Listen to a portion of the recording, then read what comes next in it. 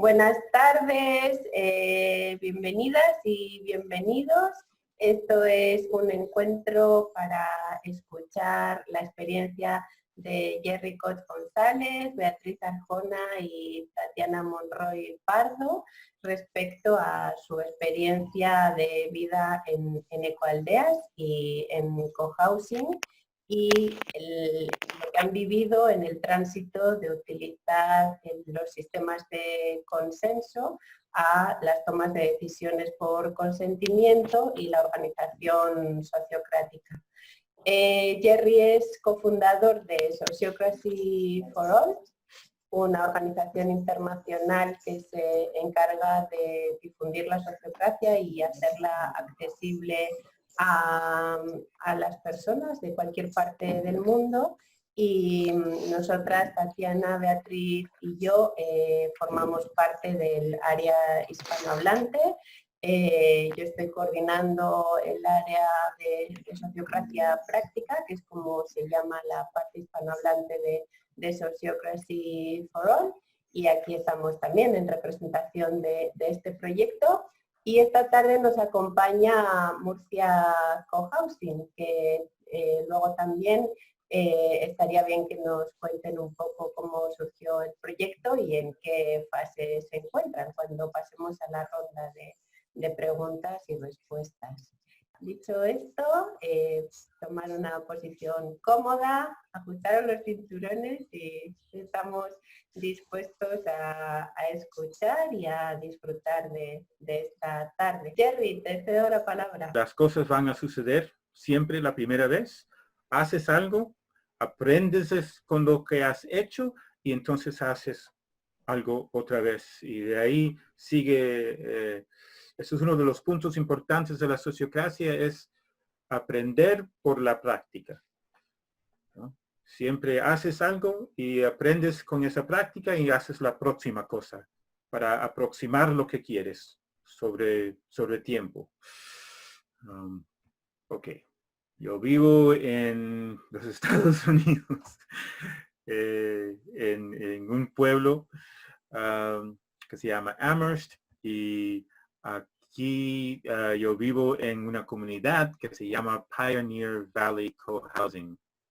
Esta comunidad existe ya por 26 años y yo he vivido aquí desde el principio. En los primeros 18 años más o menos, nosotros hicimos las decisiones por consensos y la mayor parte de las decisiones significativas lo hacíamos todos juntos en reunión de todos los miembros. Con el cambio a la sociocracia, eso fue lo que cambió más. Es las decisiones que ya no se tomaban tanto en el grupo de todos, pero las decisiones fueron distribuidas por varios círculos. Ok, aquí pueden ver el dibujo que tiene la descripción de cómo estamos organizados en nuestra comunidad. Los círculos azules son los 4 círculos mayores del trabajo de la comunidad. El círculo que dice Common House, eso es, él tiene las responsabilidades sobre el edificio en común que tenemos, donde tenemos nuestras cenas, nuestras reuniones y cualquier otra cosa que hacemos en común en ese edificio. Entonces, al lado puedes ver otro círculo que se dice Plants, Animal, Landscapes. Eso es para todo el terreno. Ese círculo tiene la responsabilidad sobre los animales y las plantas y todo el terreno.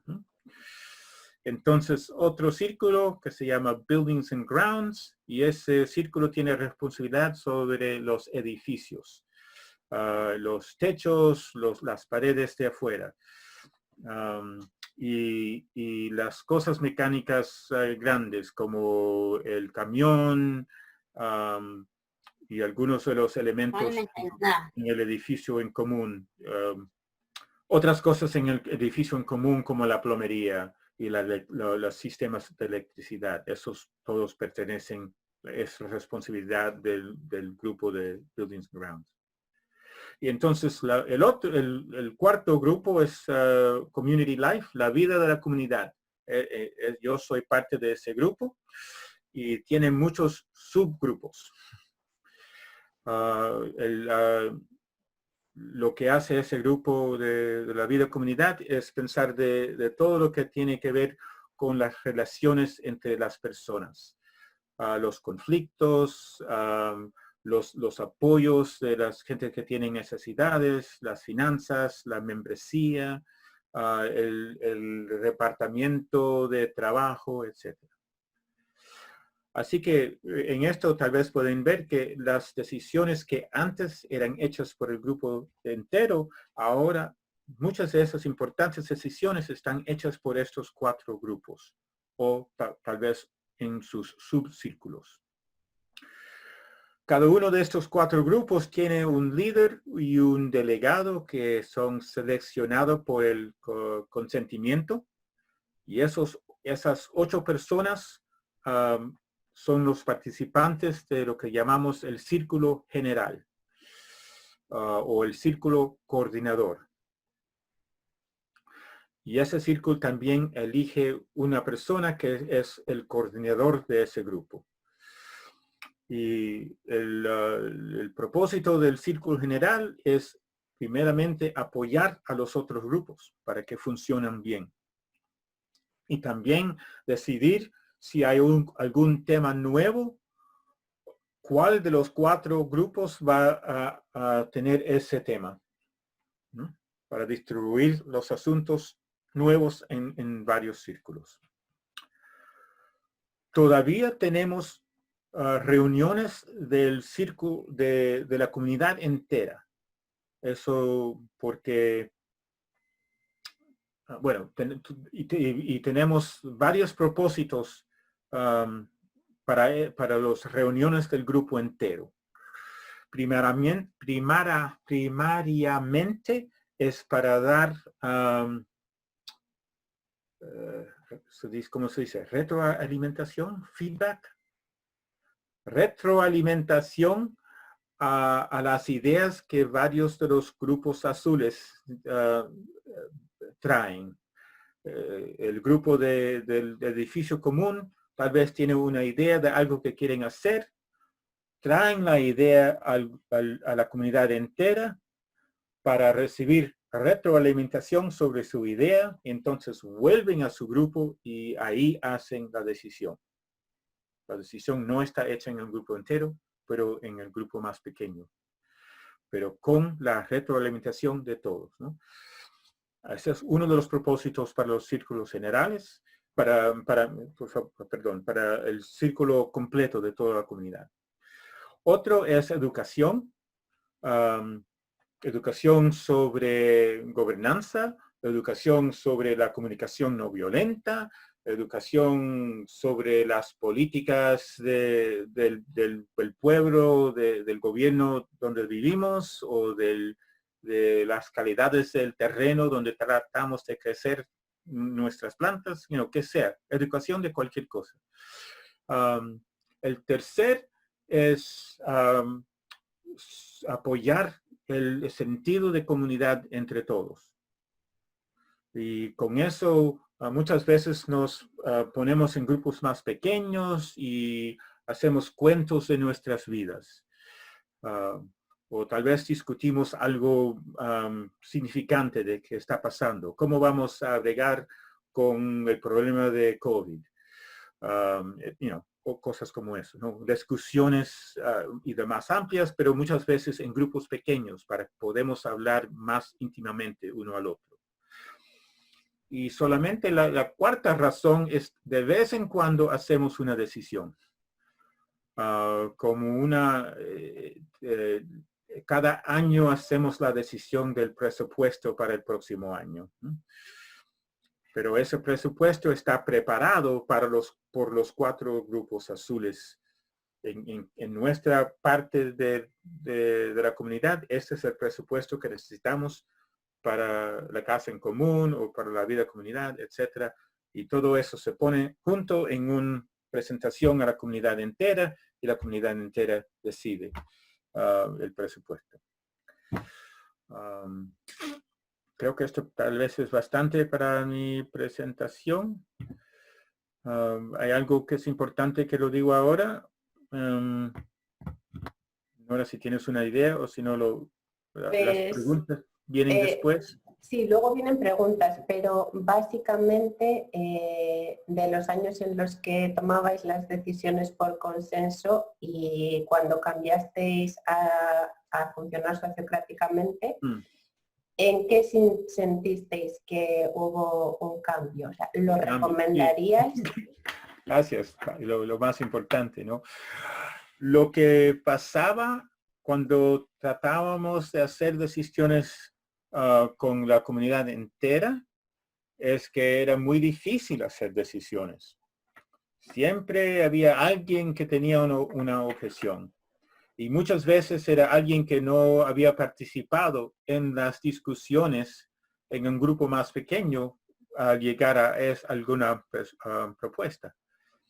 Así que el sistema de decisiones era muy conservador, no en el sentido político de izquierda y derecha, pero en el sentido de que lo que existe es lo que siempre es, ¿no? Es muy difícil hacer cambios. Y muchas veces no teníamos propuestas, porque si alguien quería poner una propuesta al grupo entero, tenía que saber que se estaba metiendo en un camino bien largo. Así que tenía que tener la fuerza dentro de sí para, ok, yo me puedo dedicar 6 meses para esto, porque eso es lo que va a durar 6 meses a llegar a una decisión.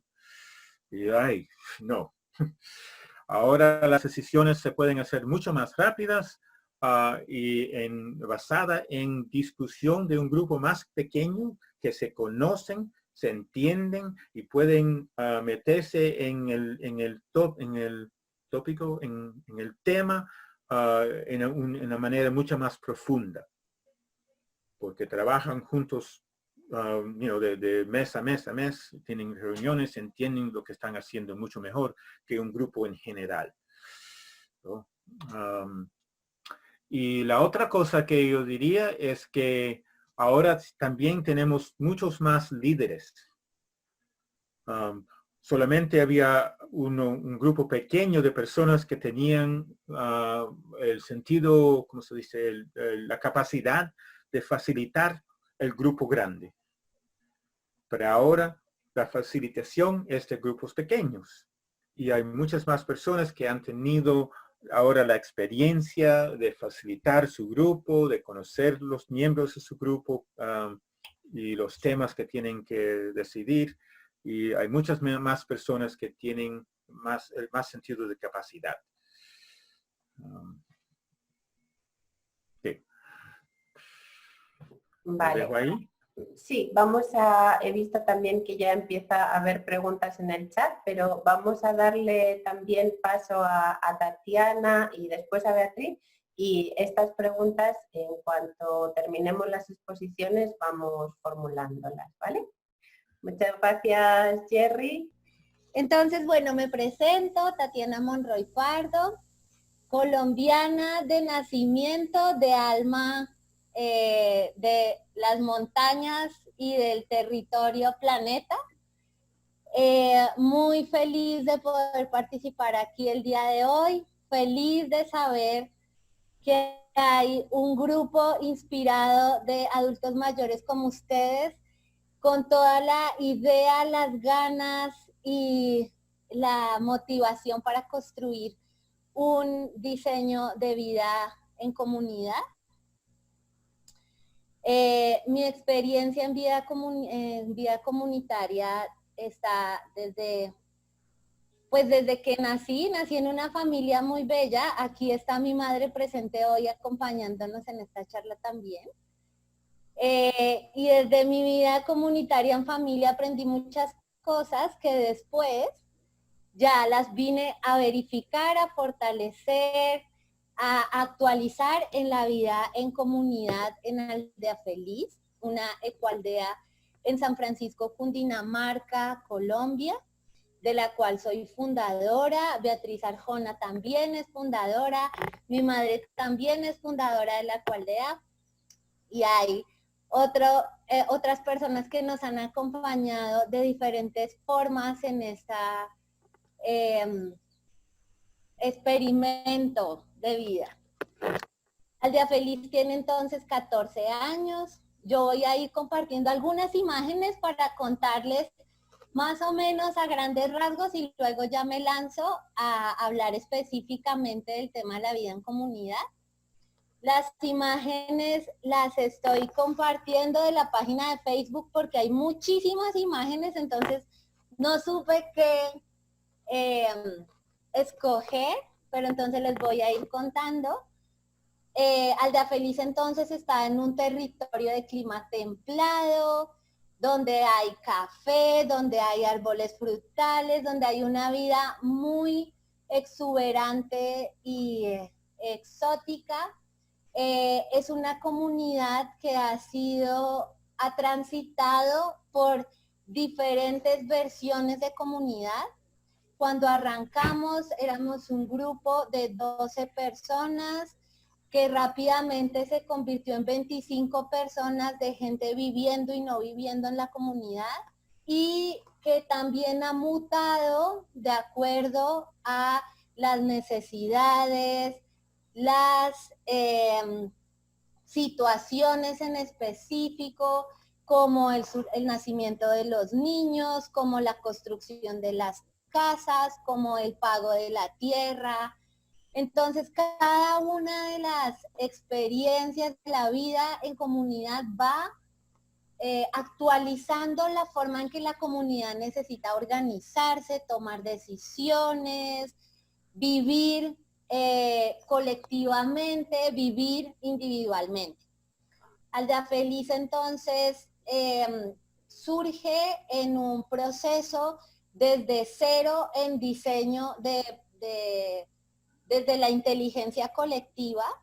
En ese momento no sabíamos yo no sabía ni del consenso ni de la sociocracia. Nosotros arrancamos en el 2006. Yo entré a los 22 años a este diseño de vida en comunidad desde que era una idea en el corazón de muchos, y todo lo que les estoy mostrando ya es parte de lo que está vivo en este momento allí.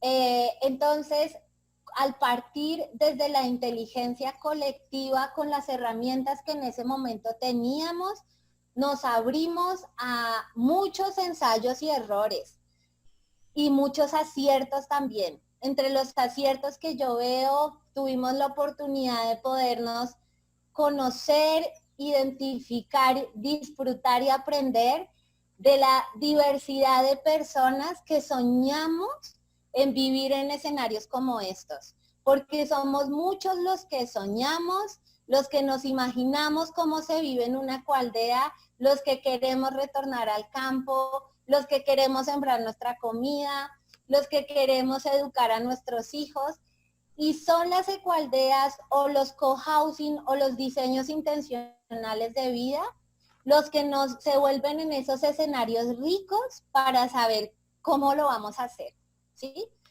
Y viendo esa pulso natural de las personas que fuimos convocadas, nos autoconvocamos, empezamos desde el ensayo y el error, a buscar apoyo en otras ecoaldeas que ya tenían más experiencia para constituir nuestros estatutos, para poder saber cómo se organizaban. Gracias a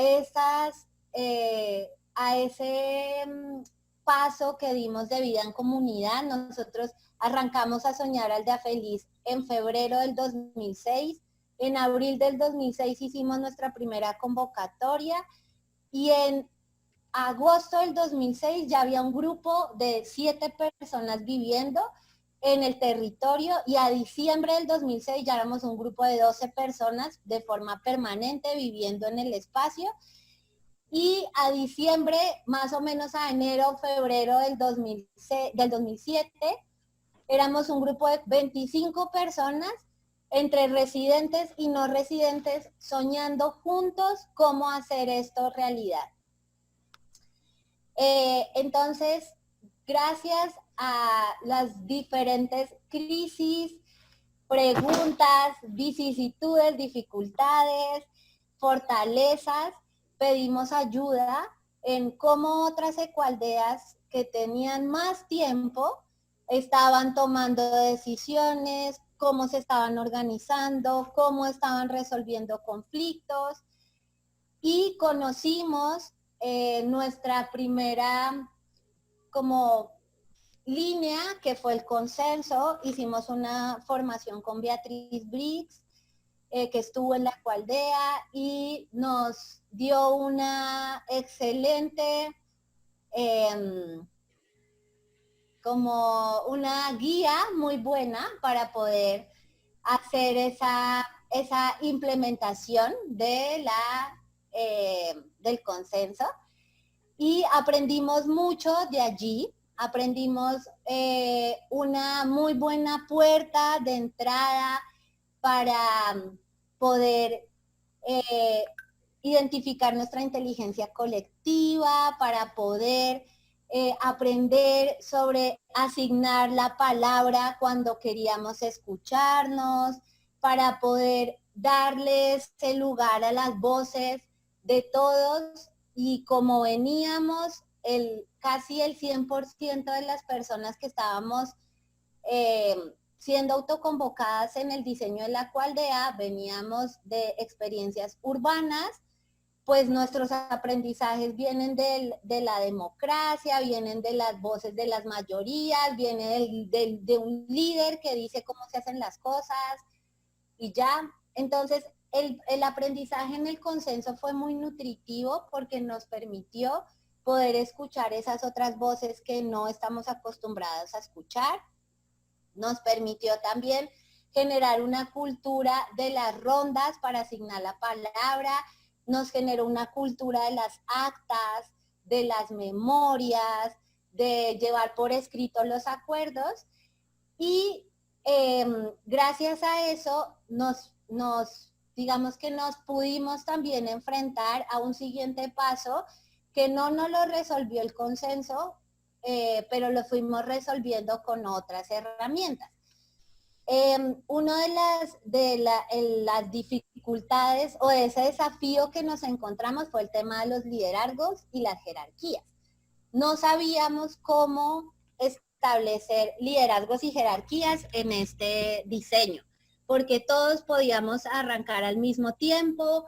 Aunque habían fundadores, nosotros no queríamos establecer estructuras piramidales que dijeran que los fundadores iban a marcar una ruta, y no sabíamos cómo hacer para poder liderar, quién lideraba, cuándo lideraba, cómo lideraba.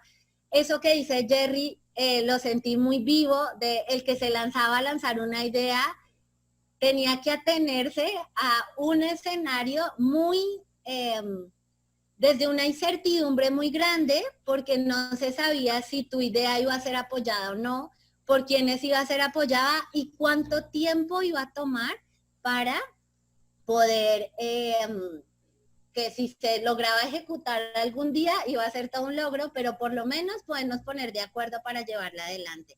Muchas opiniones, mucha gente con excelentes ideas, con muchas ganas de hacer, pero mucha confusión en cómo se hace y quién hace qué. Y además que Aldea Feliz estuvo siempre abierta a recibir visitantes, voluntarios, aprendices. Aún está abierta, pues por ahora con todo lo del COVID pues no lo podemos hacer, pero es una escuela permanente de aprendizaje para gente que entra y sale. Entonces, además con esas dificultades en las jerarquías y los liderazgos, pues muy complejo, para gente además que está llegando nueva, ¿qué hacemos con la gente que está llegando? ¿Quién le dice hacer qué? ¿Quién asume eso?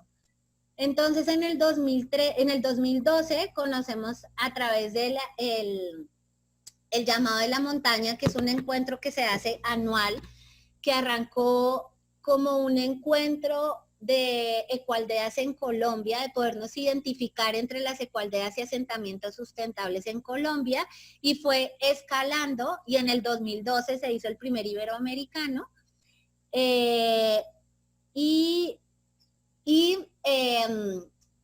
estuvimos entonces en el iberoamericano, conocimos a Diane Leaf, y ella es una mujer muy inspiradora en este proceso de las ecoaldeas y asentamientos sustentables, porque hizo, pues aparte de que tiene experiencia en vida en comunidad y demás, hizo una investigación, recorrió durante varios años diferentes ecoaldeas y asentamientos en el mundo, sobre todo en Latinoamérica y Centroamérica y Norteamérica, y en su investigación ella identifica que hay unos aspectos indispensables para que las comunidades funcionen de forma sana.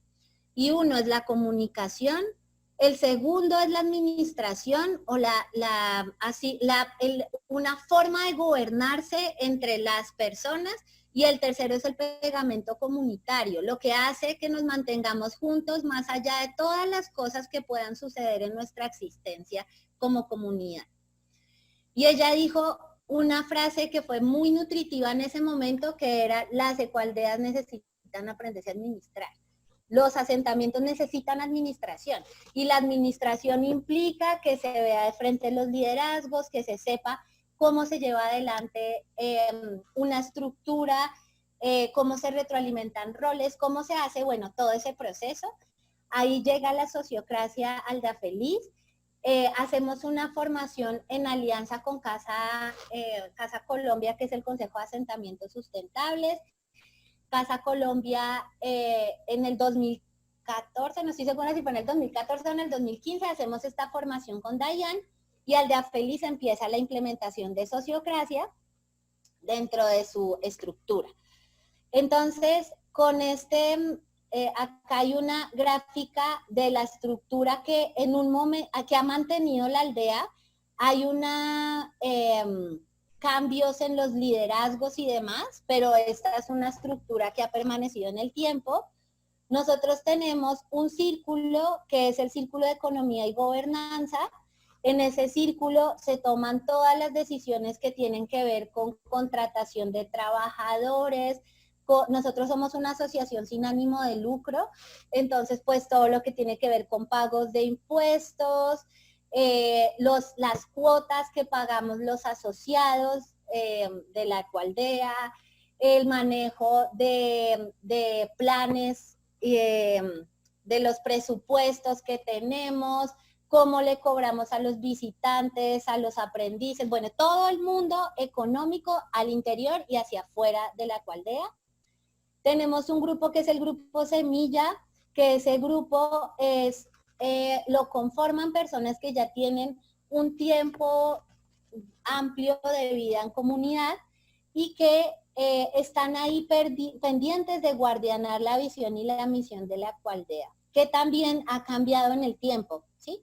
Entonces están pendientes de convocar, sobre todo el tema de las membresías, cómo entra y sale gente de la ecoaldea. Está la célula de educación, que ha cambiado muchísimo nuestra estructura que tenemos ahora, pero es la célula encargada de acompañar el proceso de educación propia que tiene en este momento Aldea Feliz, que se llama UBA Quinza, un proceso de educación para niños y familias, y el proceso de educación de aprendices y gente que está interesada en modelos de vida similares. La célula de tierra y construcciones, que se encarga, pues así como su nombre lo dice, de lo que tiene que ver con infraestructura, cosechas, siembra, transformación y mantenimiento del territorio. La célula de comunicaciones, que se encarga de las comunicaciones internas y externas de la aldea, página web, redes sociales, por tener Aldea Feliz visible en las redes y en el mundo, y también al interior las carpetas donde se guardan las memorias. Nosotros manejamos todo virtual, los registros, las memorias, todo está en la virtualidad. Hay unos documentos en físico, pero tienen que ver más con la asociación, lo que nos pide la legalidad colombiana, pero en general es todo en esta parte de la célula de comunicación. Y la célula de salud y bienestar, donde está un grupo encargado de acompañar lo que tiene que ver con resolución de conflictos, lo que tiene que ver con cierre de procesos o ingreso de personas, pero ya más en la parte de convivencia y de articulación en el bienestar, lo que tiene que ver con escenarios para invitarnos a espacios de ocio, de convocarnos a la conexión con el territorio desde otro tipo de conocimientos. Entonces, pues, eso es lo que les puedo contar. Beatriz aquí me está aclarando algo. Muchas gracias, Beatriz. En mi planeta, yo quedé con que Beatriz fue la que vino a Aldea Feliz, y Beatriz me está aclarando que primero fue Beatriz Arjona, la que nos compartió sobre el consenso en la aldea. Eso es muy cierto, muchas gracias, Beatriz. Y luego, un año después, más o menos, fue Beatriz Briggs para poder llegar a aterrizar el consenso en la aldea. Entonces, pues, gracias, Beatriz, por recordarlo. Mi memoria no me da para tantas cosas, pero tienes un lugar muy importante en este proceso de aprendizaje. Listo, Noris. Entonces, ahora preguntas. Gracias, Tati. Pues dejamos las preguntas para cuando terminemos las 3 exposiciones, y así ahora escuchamos la experiencia también de Beatriz con Casa Latina, y luego ya abrimos la ronda de preguntas y respuestas. Muchas gracias, Tatiana. Bueno, pues muy buenas, son tardes para ustedes y mañanas para quienes estamos aquí en América. Mi nombre es Beatriz Arjona, soy, bueno, integrante, vivo en una aldea ecológica que se llama Proyecto Gaia, Villa Ecológica Proyecto Gaia, en Santa Sofía, Boyacá, Colombia. Es un proyecto que tiene, bueno, la semana entrante, de hecho, completamos 8 años de gestar este proyecto. Yo estoy aquí también desde que iniciamos. Y en este caso, más les voy a contar en este contexto la experiencia con otra organización de la que formo parte, que se llama Casa Latina, el Consejo de Asentamientos Sustentables de América Latina. Y con esto también, bueno, primero honrando esta invitación que nos hace Nora y esta maravillosa intención de todos ustedes que están participando acá, de escuchar más sobre sociocracia y de apropiarse de esta herramienta para los diferentes colectivos y organizaciones de las que forman parte.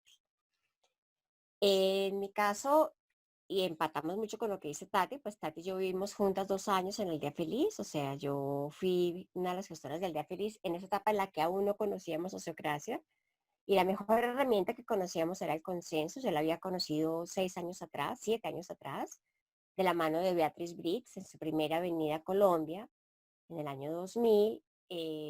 Hicimos un taller de consenso, aprendimos con ella consenso, que era la mejor herramienta dinámica, participativa, horizontal que conocíamos en aquel momento. Así que cuando iniciamos en Aldea Feliz, pues yo propuse, ensayé, aprendamos de esta herramienta. Entonces pues la conocimos, la implementamos, la reforzamos luego con los aprendizajes que tuvimos con Bea, y luego, pues como dice Tati, cuando se conoció la sociocracia, pues Aldea Feliz hizo transición a la sociocracia, pero yo en ese momento ya me había retirado. Así que no me correspondió vivir esa etapa de Aldea Feliz, que claramente fue una etapa bien diferente. Incluso contarles que una compañera de Aldea Feliz que se llama Ana María Aristizábal escribió un artículo muy bonito que está publicado, es libre, está en el Community Magazine, que se llama Sociocracia al rescate de Aldea Feliz. O sea, mira cómo la significancia que tuvo el aprendizaje de esta herramienta para darle un vuelco a ese colectivo que en sus primeros años pues no logró unos procesos tan bonitos como los que sí se lograron después. Y entonces en el 2015, en el 2012, perdón, cuando nació Casa Latina, el Consejo de Asentamientos Sustentables de América Latina, estaba Diana Leaf, esta persona que también ya Tati mencionó, Ella nos recomendó Sociocracia y dijimos, ¿qué? Pero pues cuéntanos qué es, porque ni lo habíamos oído nombrar. En el 2012 no habíamos oído nombrar. Ella nos explicó así súper cortico, es con su larga experiencia de vida en comunidad y apoyando muchas comunidades del mundo entero, comunidades intencionales. Pues dijimos, bueno, suena interesante que esta red que estamos empezando a crear, una red que cataliza iniciativas sustentables en toda América Latina, pues pudiera tener como herramienta de diseño y de organización la sociocracia. Así que empezamos un camino de aprendizaje en sociocracia, por un lado de la mano de Beatriz Briggs, de la mano de Diana Leaf, que la trajimos a este taller que comentó Tatiana. Luego yo asumí la responsabilidad como vicepresidenta de la Red Global de Ecoaldeas. GEN es la sigla en inglés, Global Eco-Village Network. Y en ese momento también le propuse a la red, oiga, necesitamos aprender sociocracia, demos pasos de avanzada para apropiarnos de esta herramienta en nuestra red. De manera que hicimos un taller, invitamos a Diana también, ella nos ofreció un taller de sociocracia online. Y después de este taller, algunas de las personas latinoamericanas que lo habíamos tomado, integrantes de casa, que lo habíamos tomado, sentimos el llamado de poder ofrecer entrenamientos similares en español. Nos basamos bastante en el material que nos entregó Diana y lo hemos ido pues cambiando mucho en el tiempo. Entre esas personas estamos Tatiana y yo, y Yuluca y Andrés, son otros 2 compañeros. Y entre los 4, como somos integrantes de Casa Latina y en alianza con Gaia Latina, pues hemos venido ofreciendo estos entrenamientos online de sociocracia en español, como también entrenamientos presenciales. Hemos hecho entrenamientos en varios países del mundo. Voy a compartir un segundito pantalla para mostrar algunas imágenes básicas. Lo primero que les quería mostrar es bueno, esta fue una de las presentaciones que hicimos en la Conferencia Internacional de Sociocracia que organiza SOFA, y estuvimos contando esta experiencia. Ahora pues no voy a contar todo lo mismo, pero sí trae como las ideas principales. Este es pues el logo de nuestra organización y somos una red de redes. A ver, lo pongo más grandecito, así se ve mejor, ¿cierto? Sí. Pues somos una red de redes que integra movimientos y proyectos y agentes de cambio que practican y promueven una presencia humana en armonía con la vida, en la tierra, nuestra casa común. En Casa Latina se integran diferentes tipos de asentamientos sustentables. Estamos articulando ecoaldeas, permacultura, iniciativas de transición, ecofincas, nómadas, jóvenes comprometidos con la sostenibilidad. Y aquí nuestra historia pues con la sociocracia, esta personita que ven aquí a la derecha es Diana Leaf, que la hemos mencionado varias veces y pues muy reconocida por su trabajo con comunidades intencionales y estructuras organizativas en comunidades intencionales. Algún tiempo después conocimos la existencia de SOFA y me hice miembro de SOFA, justamente en la búsqueda de ver, bueno, pero ¿quién más enseña y aprende sociocracia? ¿Y quién más está practicando sociocracia? Así que desde el 2017 tuvimos la primera cercanía con sociocracia.net, fue lo primero que conocimos en España. Y después conocimos SOFA en el 2018 y desde eso pues yo me hice miembro. Un tiempito después logré motivar a Tati también se vinculó a SOFA y nació la línea hispanoparlante de SOFA, que es SOPRA, Sociocracia Práctica, que somos pues el círculo que hoy está invitando pues a esta conversación. Entonces, retornando en casa, nuestra estructura organizativa por los primeros años, hasta enero de este año, funcionamos con esta estructura organizativa. Tenemos un consejo y una cocina. El consejo es ese espacio como de embajadores, donde los representantes de las distintas casas nacionales, por ejemplo, Casa Colombia, Casa Chile, Casa México, Casa Brasil, Casa Perú, República Dominicana, Ecuador, Venezuela, se juntan para catalizar las iniciativas en sus respectivos países y desarrollar este espacio de articulación de cómo hacemos que este concierto latinoamericano hacia la sustentabilidad pues logre fluir de la manera más efectiva y eficaz. En ese consejo también tenemos el enlace con GEN, que es la Red Global de Ecoaldeas, y cada uno de estos 2 punticos, como ya se ha mencionado en varios casos, cada círculo más pequeñito tiene 2 enlaces con el círculo que le sigue, su círculo inmediatamente superior. Entonces también aquí, pues en cada casa nacional o temática o los enlaces con YEN, pues tenemos estos 2 enlaces que comunican a estas y que hacen el flujo de información de los círculos más pequeños a los círculos más grandes. Claramente en nuestro caso, como somos una red de gente que está dispersa por toda América Latina, somos esencialmente una organización virtual. Difícilmente nos encontramos una vez cada 2 años, y eso que nos encontramos pues poquitos, porque no todos tenemos la posibilidad de estos viajes, huella ecológica y económica de viajes presenciales. Entonces funcionamos básicamente a través de reuniones virtuales, y eso también nos ha llevado a desarrollar un cierto expertise en cómo aplicar la sociocracia en organizaciones virtuales. Incluso dictamos un manual de implementación de sociocracia desde la virtualidad. Y nuestro otro círculo de la derecha, que es la cocina, tiene 4 subcírculos, 5, perdón. El subcírculo de administración y finanzas, que maneja pues toda la gestión de fondos, administración de recursos económicos, pagos, captura de nuevos fondos para el desarrollo de nuestros planes de acción y jalona los acuerdos del plan de acción. El círculo de alianzas por los derechos de la madre tierra, que es una de nuestras grandes líneas de trabajo, la declaración de los derechos de la madre tierra.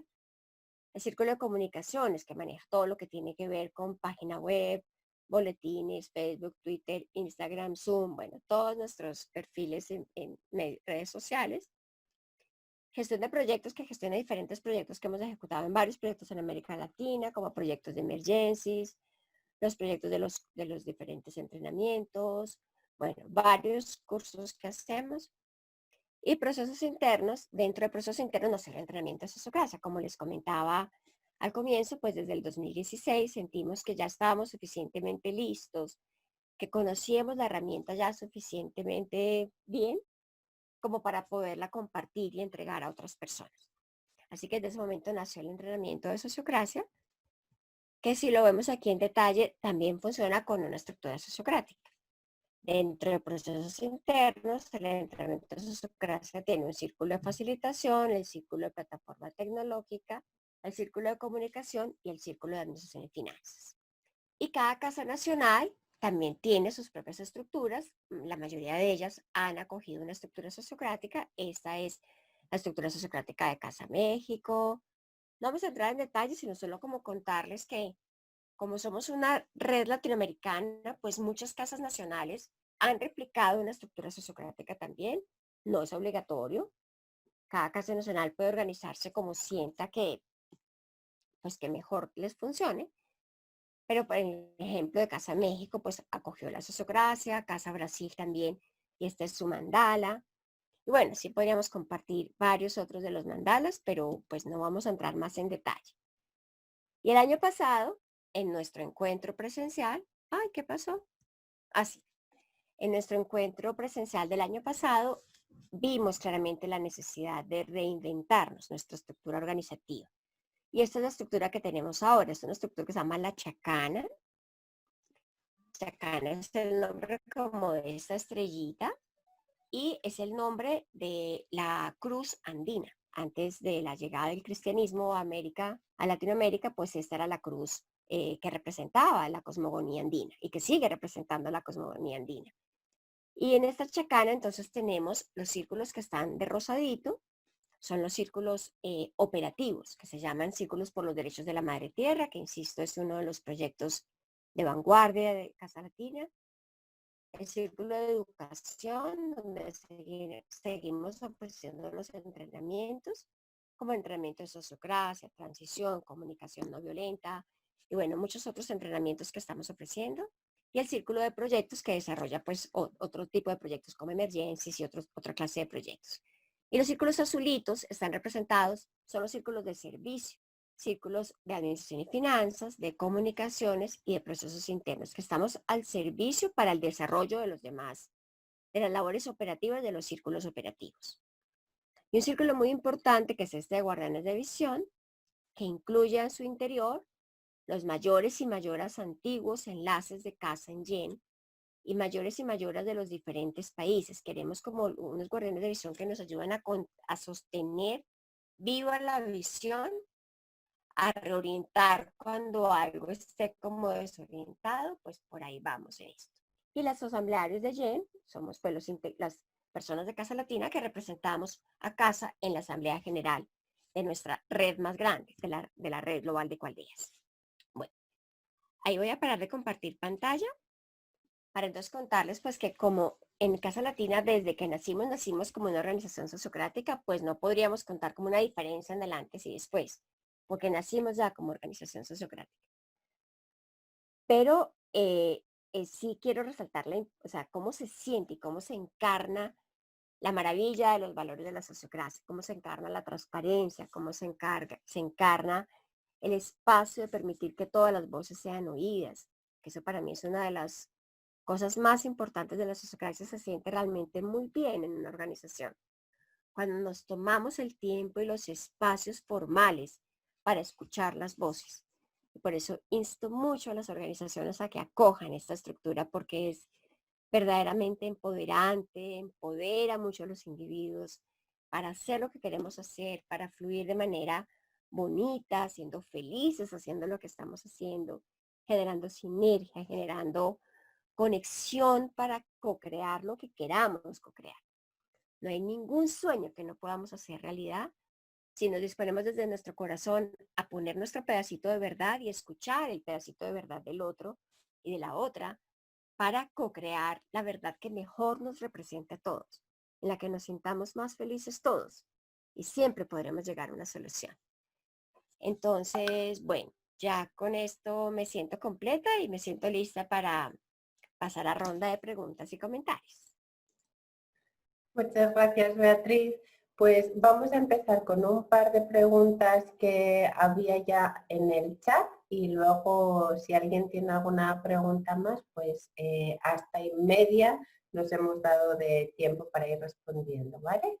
Entonces, Jerry, te voy a hacer las dos preguntas a la vez porque las dos preguntas que están ahí son para ti y dicen, bueno, aparte de que en general ha habido muchos comentarios de agradecimiento por lo que habéis compartido los tres, te preguntan, Jerry, cómo se maneja la economía en Pioneer Valley y si los integrantes aportan o si tienen proyectos y productos que los sostienen.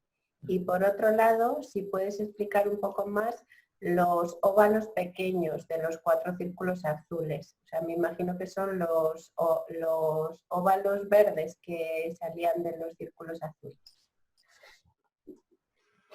Bueno, primero es que esta comunidad es un condominio. ¿Se dice esa misma palabra en España? Eso quiere decir que el grupo entero es dueño del terreno y de los techos y las paredes afueras, pero cada individuo es dueño de su apartamento o su casa adentro.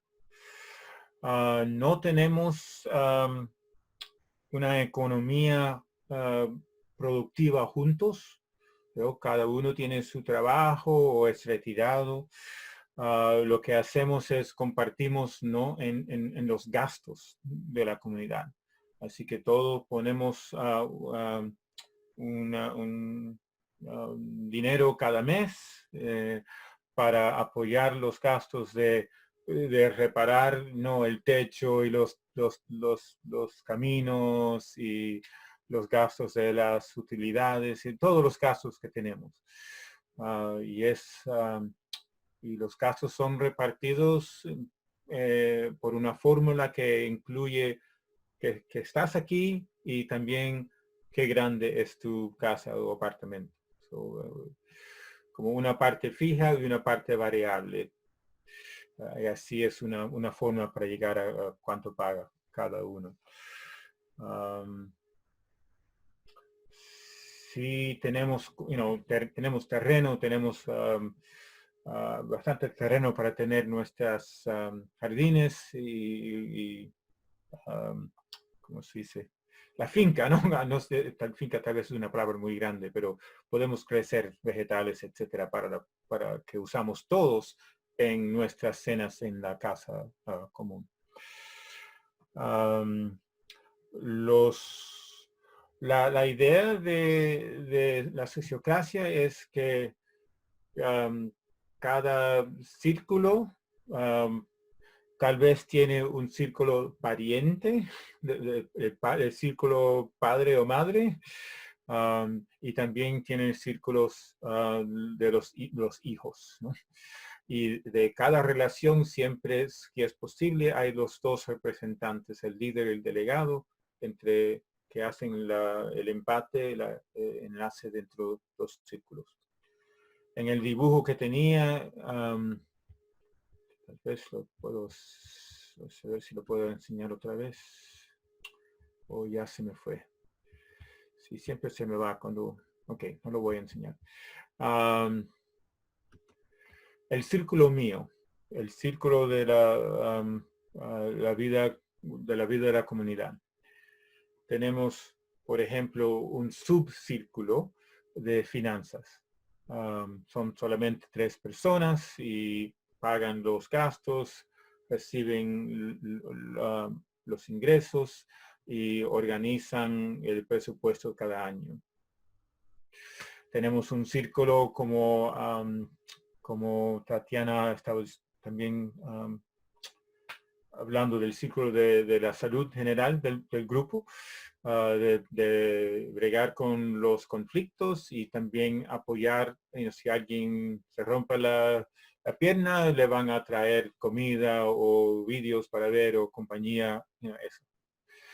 Ese círculo tiene como 6 o 7 personas y se reúnen una vez al mes. ¿Qué está pasando en la comunidad? Hay algo que podemos, que nos están preguntando si podemos apoyar o si vemos algún conflicto que necesita ayuda.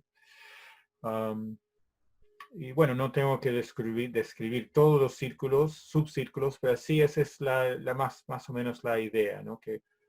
Y cada uno de esos círculos tiene o representantes en nuestro círculo o ¿cómo se dice en español? Liaison, una conexión entre uno Enlace. de ellos y uno de nosotros. Enlace. Un enlace, ¿no? Porque cuando tenemos tantos subcírculos, si teníamos todos los líderes y delegados, seríamos un grupo muy grande. Y no queremos tener un grupo muy grande, queremos tener un grupo más pequeño para poder oír a todo el mundo en el grupo. Bueno, la cosa más importante para mí en la sociocracia es lo que pasa en las reuniones, que es la ronda. Cada persona tiene su momento de hablar. Y no tiene que ser, no va a ser interrumpido, etc.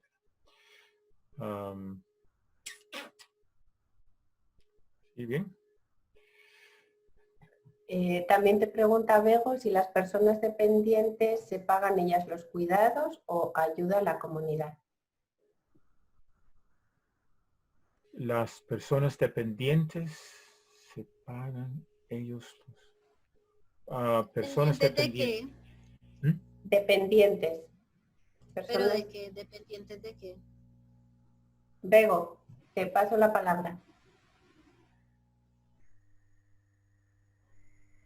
Dependientes son las que necesitan cuidados especiales, tales como fisioterapia, a cuidados de que alguien les lleve y les traiga porque se tienen que ir al médico o el médico venir a verles, personas que necesitan cuidados especiales.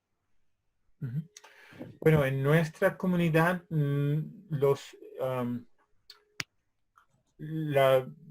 las cosas que personas necesitan, que son, no tenemos una forma organizada de dar entre uno a otros las necesidades.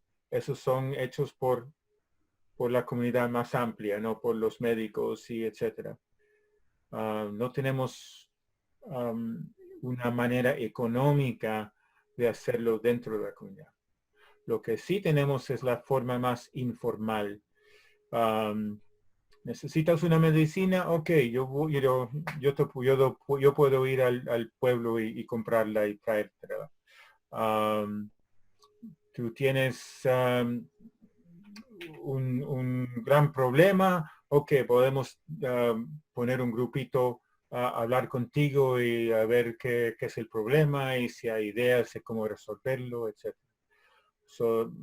Hay mucha ayuda, pero la ayuda viene de la voluntad y no de una forma que no tenemos personas dentro de la comunidad que son pagados para ser los que cuidan a otros. Eso es posible, pero no lo tenemos aquí. Ya, listo. Y Tatiana tiene algo que seguir con esto. Sí. Yo ahí diría que en el diseño, por ejemplo, de Aldea Feliz, nosotros cuando diseñamos no proyectamos a los adultos mayores. Entonces, el diseño de la aldea, empezando por el terreno, es un terreno que no es amigable con personas que necesiten desplazarse por sillas de ruedas, que tengan dificultades de movilidad. Tuvimos incluso una persona hace poco en queriendo vivir, transitar de la ciudad al campo con su esposo, estuvieron alrededor de unos, no sé, 4 meses o algo así, con Parkinson, y era muy difícil para ella poderse desplazar porque el diseño de la aldea no lo contempló. Yo pienso que las ecoaldeas que son intergeneracionales, es importante que contemplen desde el principio qué va a pasar con los niños pequeños y con los adultos mayores, porque a la final todos vamos a tener o hijos o vamos a llegar a nuestra vejez. Y si lo planeamos desde el principio, podemos mitigar cosas que más adelante ya es más difícil cuando has comprado un terreno. El terreno de la aldea es una falda, es una montaña, así todos giramos alrededor de la falda, pero todo es una montaña. Entonces, si quieres ir al río es de bajada, o sea, no está pensado. Entonces, es importante desde el diseño, y pienso también que si no es un diseño de comunidad intergeneracional, sino de por ejemplo, si se reúnen todos los adultos de 50 años para arriba que quieren hacer este tránsito de vida en comunidad como modelos de cohousing que conozco, desde el momento en que inician su diseño, piensan que va a pasar no solamente en la infraestructura, sino en las necesidades complementarias que van a tener, en asistencia médica, en asistencia también ¿cómo se llama eso? Como los que ayudan en el tema de movilidad, ahorita se me va el nombre. Toda la asistencia y sus acuerdos giran alrededor de brindarse ese bienestar, ¿sí? De brindarse esa calidad de vida que pueden necesitar ahora y más adelante. Y estoy de acuerdo con Orlando, que está poniendo en el chat, ninguno de nosotros está exento a quedar en algún momento con algún tipo de inmovilidad o discapacidad temporal o permanente. Entonces hay que tenerlo en cuenta. Entonces los modelos de cohousing es indispensable que lo proyecten desde el principio y que su diseño de infraestructura y su diseño comunitario les permita saber cuáles van a ser las estrategias para brindarse ese apoyo.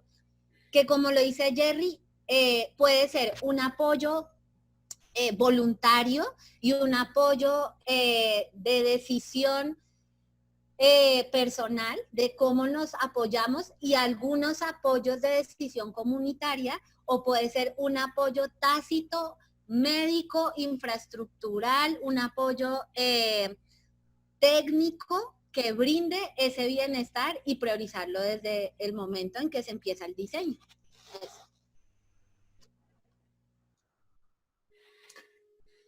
Y puedo añadir que, bueno, el diseño, como dice Tati, de las comunidades depende, ¿no? Cuando nosotros también en esta comunidad, cuando empezamos, no pensábamos que íbamos a poner tan viejos como yo soy ahora. Ya yo tengo 2 hijos que son mayores. Y aquí las casas son más o menos separadas, pero algunas de las nuevas comunidades solamente están en un edificio, ¿no? Con elevador, y es mucho más fácil las personas visitarse sin necesitar que subir por las escaleras, ¿no? Por ejemplo. Veo que Mariana tiene un comentario o pregunta. Sí, me ha parecido entender que aparte de las cosas comunes, cada uno es dueño de su casa.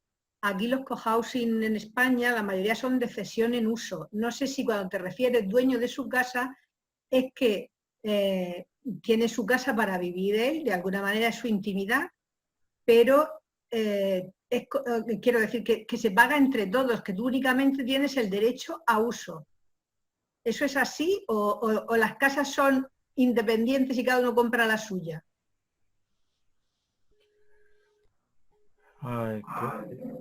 Eso probablemente depende de dónde vives, ¿no? Aquí tenemos cooperativas y tenemos condominios. Y las reglas son un poco diferentes. En la cooperativa, todos son dueños del todo. Y entonces se alquila cada apartamento a uno de los dueños. En el condominio, todos son dueños del terreno y de la parte afuera del edificio, pero cada una persona es el dueño de la casa de dentro y lo puede comprar y ¿cómo se dice? Sell. Vender. Vender. Sí, gracias. Pero también se pueden o deben tener un acuerdo de cómo se hace las ventas, para que puedas tener un poco de control de quién viene, porque también tiene interés cooperativo y no cualquier persona que hay. Una buena comunidad en un buen lugar y es barato, aquí me voy, pero no tienen el compromiso a vivir cooperativamente.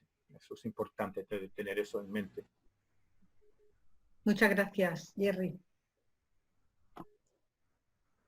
Yo también le sumaría a eso que depende de las condiciones del terreno, de la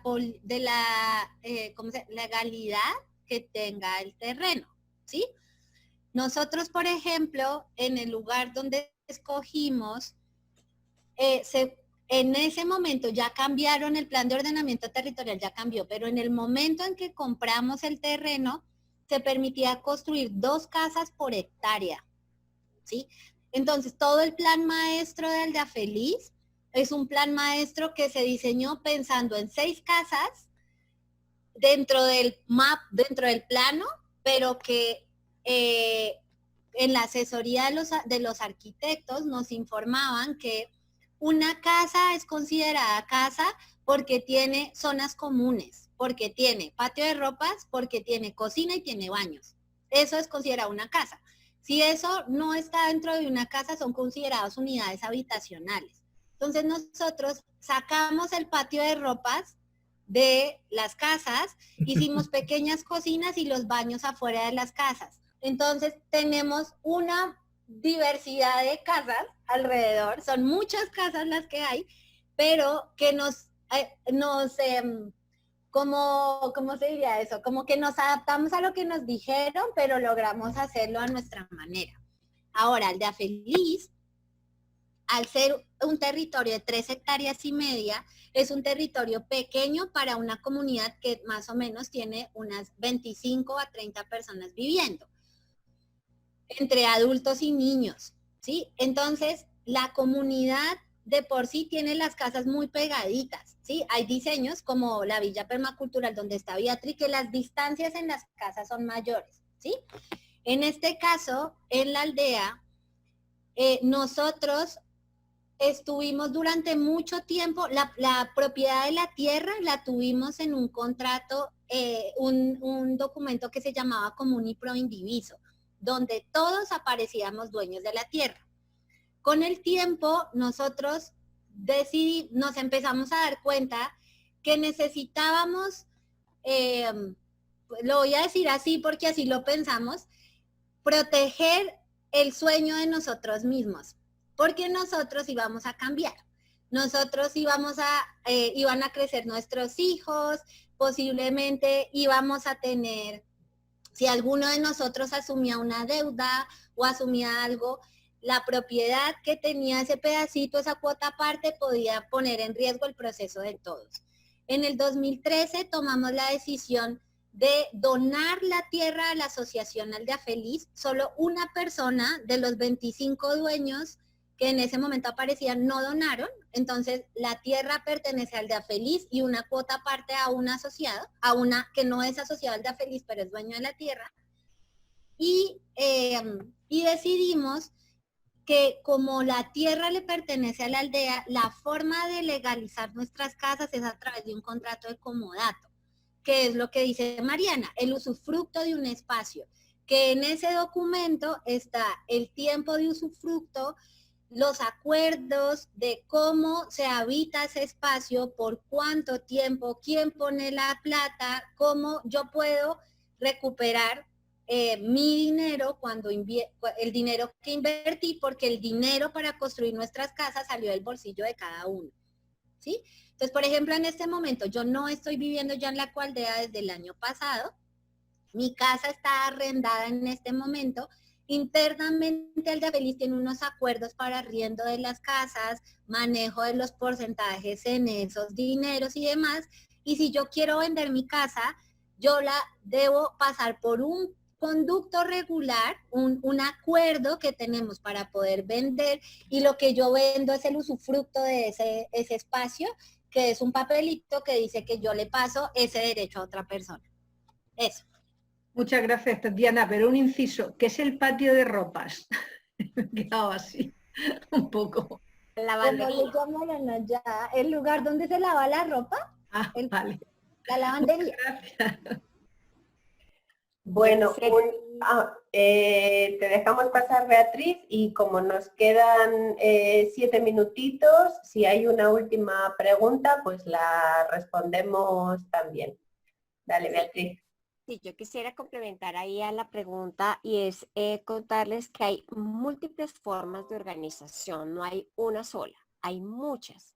Lo importante es que el grupo de personas que está queriendo conformar esta nueva iniciativa estudie las diferentes opciones legales en el país donde se está implementando la iniciativa y dentro de esas opciones, cuál es la que mejor responde a la cultura de ustedes, a la organización de ustedes, a las necesidades personales y colectivas, ambas. O sea, no podemos crear una comunidad a costa de la privación de las necesidades de alguna persona, sino cómo las incluimos, esas necesidades de cada persona, las incluimos para generar el mejor acuerdo comunitario que blinde a la comunidad de dificultades, a la vez que le dé a cada persona la mayor sensación posible de apropiación, de pertenencia, de tranquilidad de avanzar, incluso la tranquilidad de avanzar en una inversión económica. Esto es bien importante, que estos acuerdos de estructura organizativa, de cómo se hace el asunto, cómo se resuelve el asunto de la tenencia de la tierra o de las casas o la ocupación. Hay múltiples opciones, ¿cierto? Pero lo importante es que haya claras conversaciones, tranquilas, transparentes, sin problemas, sin tapujos, de cuáles son eso que a mí me da miedo, que a mí me da temor de avanzar, o cómo me siento bien segura o seguro para poder avanzar y tomar una decisión para invertir, ¿no? Y recordando también, o quiero también traer otro hecho que es muy importante considerar, y es en ese asunto de la tenencia de la tierra, cómo es el asunto de la herencia de la tierra, o la herencia de esa cuota parte. Muchas veces hay, digamos, adultos que quieren participar en un proceso colectivo, y sus hijos son los que ponen cierta resistencia, porque claramente son propiedades más difícil de heredar que una finca o un apartamento solo en un edificio.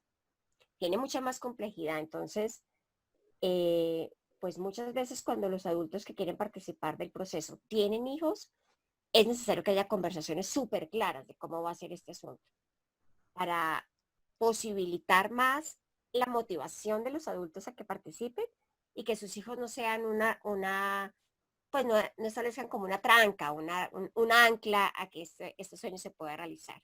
Eso es bien importante considerar. Muchas gracias. Y bueno, la última pregunta, porque nos faltan 4 minutitos, cualquiera de los 3 que queráis contestar.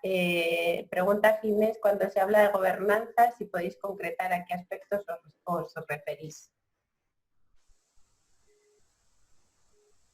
No puedo. Para mí son 3 cosas. La estructura, como los diseños que han visto de Tati, de Beatriz y de yo, los círculos y cómo se están conectados. Segunda es cómo se hacen las decisiones, por consentimiento, por voto mayoría, como sea.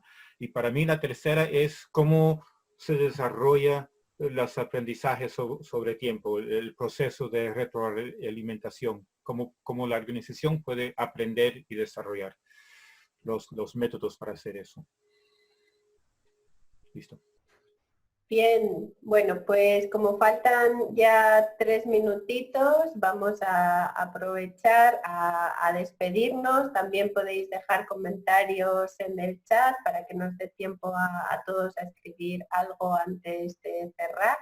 Muchísimas gracias a Jerry, a Beatriz y a Tatiana Monroy. Y gracias a Sociocracy for All y Sociocracia Práctica por ofrecer todos estos espacios donde compartir y donde aprender juntas y juntos. Y nada, si queréis abrir micrófonos o escribir en el chat y ya nos despedimos hasta la siguiente. Estamos abiertos a cualquier propuesta de intercambio y de conexión, ya lo sabéis. Por cierto, aprovecho también para decir que cualquier pregunta o propuesta de nuevos seminarios o webinars podéis escribirme a nora@sociocracyforall.org. Y listo, nos despedimos. Y también en Gracias. ¿Qué, Jerry? Dile, pueden Jerry. ver en las páginas web de Sociocracy for All y de Casa Latina, pueden ver más información sobre hay casos de estudio sobre varias comunidades y pueden ver esos y ver fotos, etc. Muchas gracias. Gracias. Mucho amor por ese proceso. Gracias, hermosos. Gracias, Tati, Beatriz. Besos. Muchas gracias. Gracias a todos. Fue maravilloso. Mil gracias. Gracias, muy útil. Gracias, Nora, también a ti por haber logrado juntarnos a todos. Gracias, Murcia Cohousing. Gracias, Nora. Y a Jerry, y a Tatiana, y a Beatriz.